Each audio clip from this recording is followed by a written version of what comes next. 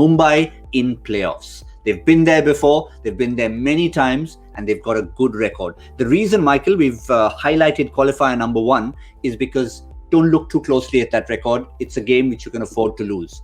It's the eliminator qualifier 2. They've only lost 4 through the entire 13 seasons.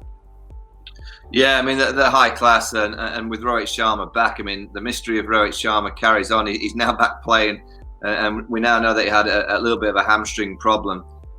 Look, they're a wonderful side, and when you've got that know-how and that experience and those players that just know how to win the tight games, that's why they're so good at this stage of the tournament. You know, the first few years, I'm sure they'll have been slightly nervous, because you always are when you're in a big game for the first time, but when you've been there and done it, and a group of players have played so often together for a number of years, there's a group of them now that have pretty much been the Mumbai Indians mainstay for many years. They just know how to play each other's roles. They all know each other's roles absolutely perfectly. They know when they need to play certain styles of cricket. And in this kind of game, you know, that factor of just saying we need to get to par, because they just know it's such a big pressure situation for Delhi. And if they can get to par, you know, it wouldn't surprise me if they aim for par, they probably get a little bit more. Sometimes if you go a bit too big too soon, you end up getting a little bit under par. But if you just aim for that par of around 165, 170, I'm pretty sure Mumbai will get beyond that, and then it'll be very difficult for Delhi.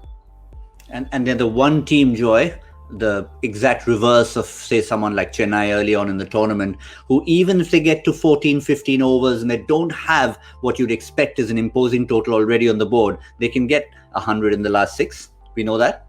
Yeah, absolutely. Just look at it. I mean, they are just amazing that period. You know, that last 74 over 1 against Rajasthan. I mean, the kind of explosiveness that they have at that back order, you know, Pollard and Hardik Pandya, remember, wasn't even there in that match. So Hardik Pandya is back in that, you know, team. There's so many people who can score runs for them at that. Kunal Pandya can hit a long ball. And mind you, you look at it, Nathan Kulderline is a very, very useful all-rounder to be batting after them.